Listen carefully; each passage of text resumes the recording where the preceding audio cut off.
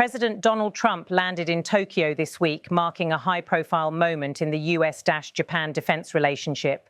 On board the US Navy's nuclear-powered aircraft carrier USS George Washington, moored at Yokosuka Naval Base, he made a striking announcement to US service members that underscores the growing strategic importance of Tokyo in Washington's Indo-Pacific posture.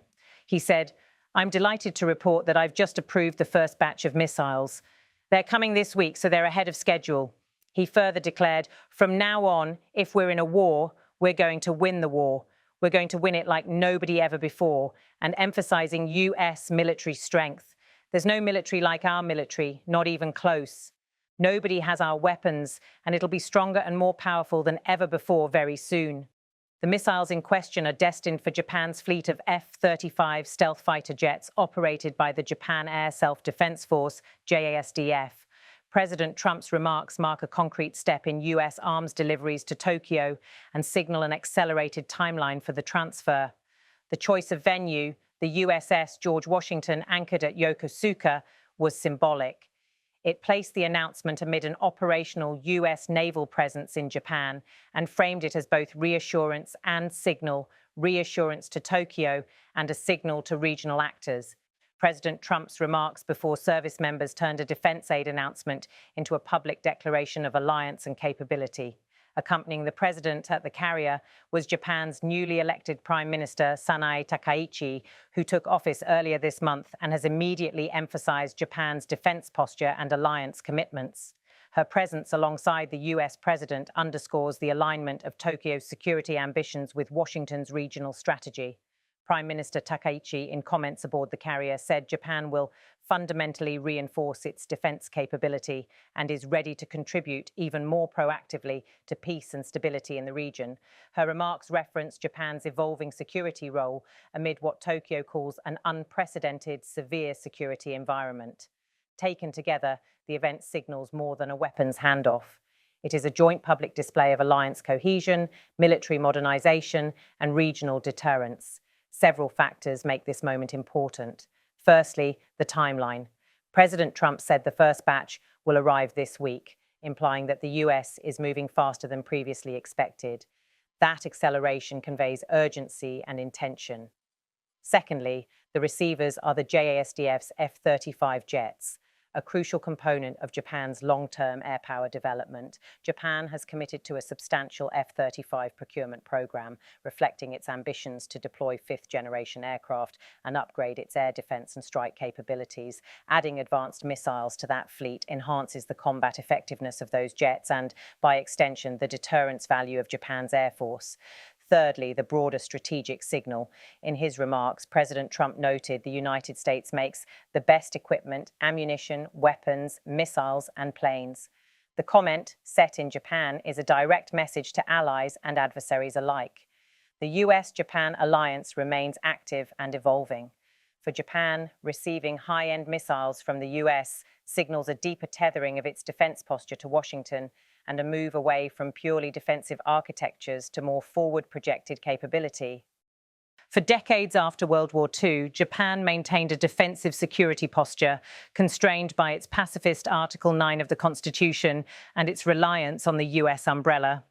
Over recent years, however, Tokyo has charted a new course, increasing defense spending, lifting export restrictions on lethal weapons, purchasing advanced hardware, and redefining its region-wide role. Prime Minister Takaichi's government has pledged to reach roughly 2% of GDP in defense spending earlier than planned. The imported missiles add to Japan's major procurements elsewhere. Japan is deploying long-range missiles capable of striking adversary targets in the region, including those in China and North Korea. The arrival of new missiles for the F-35s marks one piece of this broader calculus. Japan is strengthening the head of the spear of its air power, integrating more closely with US supply chains and signaling to its neighbors that it intends to play a more consequential security role. The United States has long been Japan's principal security guarantor, and Tokyo hosts large numbers of US forces under the 1960 US-Japan Security Treaty. With regional tensions rising, especially over China's maritime activity, North Korea's missile and nuclear programs, and Taiwan's security, the alliance is under renewed scrutiny. Japan has faced questions about whether Washington would remain active and committed under an America First posture.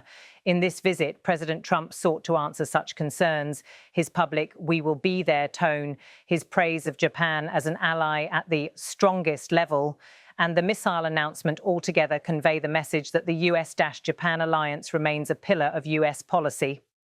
From Washington's perspective, enabling Tokyo to field advanced missiles strengthens Allied deterrence and shifts more of the burden of regional defense forward. It reduces the US sole burden and increases interoperability. In the Indo-Pacific theater, the Japan-US security partnership is widely viewed through the prism of countering or deterring China's growing power, safeguarding Taiwan, and constraining North Korea. Although the missile announcement was directed at Japan's F-35 fleet, it carries wider resonance. For China, the delivery demonstrates that key US allies are acquiring high-end weapons and anchoring themselves more tightly to the US military-industrial ecosystem. For North Korea, it signals improved Japanese capability and US commitment in Japan. For other regional actors like Australia, South Korea, and Southeast Asian states, it signals that the alliance framework is evolving beyond bilateral defense, ties into a more integrated regional posture.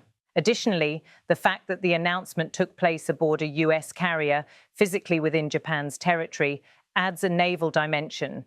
It suggests maritime air force integration and the likelihood of joint operations and rapid deployments, not just standalone national procurement. Announcing missile delivery is one thing, achieving operational readiness is another. Japan's F-35 fleet will need training, basing, integration of missiles, logistics support, and maintenance. The Japanese Air Self-Defense Force will need to modify its operational and maintenance procedures accordingly. Pilots and ground crews will need to train with the new missiles, integrate them into exercises, and develop tactics for their use. On the US side, the supply chain, spares, and sustainment for forward-based missiles must be managed. Also, Washington and Tokyo will likely coordinate joint training, readiness drills, and perhaps further hardware deliveries. The fact sheet from the US White House states that the US accelerated deliveries of advanced medium-range air-to-air missiles for Japan's F-35s. The timeline in which the missiles arrive, this week, according to Trump, means the clock for integration begins immediately. The Japanese Defense Ministry and JASDF will have to slot this delivery into their already evolving procurement and training schedules. Within Japan, there is broad political consensus about bolstering defense, but some caution remains. Critics of rapid militarization argue that Japan must guard against provoking Beijing, maintain fiscal prudence given Japan's large public debt, and ensure that rising defense spending does not endanger public welfare priorities. Nonetheless, Prime Minister Takaichi framed the policy shift as appropriate in the current unprecedented severe security environment. Her emphasis on proactive contribution to regional peace reflects an evolving strategic ethos in Tokyo, one of doing more rather than relying solely on external guarantee. From a US standpoint, this delivery reduces the burden on US forces to provide all credible deterrent capability and deepens Tokyo's stakes in common defense. It also cements Japan as a frontline partner, not just geographically but operationally. While the missile delivery marks a clear step forward, several strategic risks linger.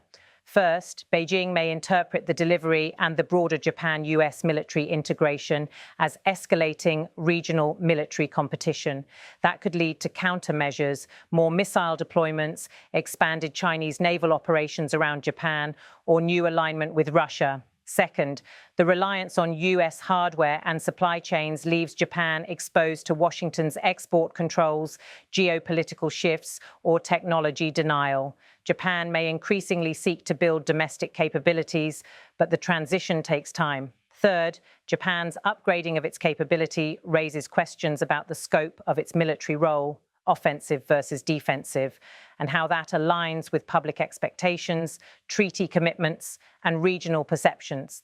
The shift from purely defensive self-defense to broader strike and deterrent capabilities can fuel debate within Japan and among its neighbors. Fourth, the pace of delivery and integration is ambitious. Cutting corners or rushed training could affect real readiness. And as Japan fields more advanced weapons, command, control, and coordination with US forces must also mature. Finally, as Japan takes on greater responsibility, it may face pressure to match US expectations in crises, for example, a Taiwan emergency or escalation with China/North Korea. The alliance may shift from deterrence only to operational complicity, and that redrawing of roles may require political buy-in domestically. The missile announcement aboard USS George Washington marks a milestone in US-Japan defense cooperation. The first batch of missiles for Japan's F-35 fleet has been approved and is due imminently. President Trump's public remarks underscore the US commitment to Japan and signal that the US-Japan alliance remains strong and forward-looking. Prime Minister Takaichi's leadership reflects Tokyo's embrace of a more proactive defense posture and deeper integration with Washington's strategy in the Indo-Pacific. Japan is shifting from a post-war defense posture to a more robust, alliance-anchored military orientation, acquiring fifth-generation aircraft, long-range missiles, and enhancing spending. The strategic messaging is directed outward, towards China, North Korea, and the wider region, and inward as Tokyo and Washington bind their militaries and industries more tightly. Operational challenges remain.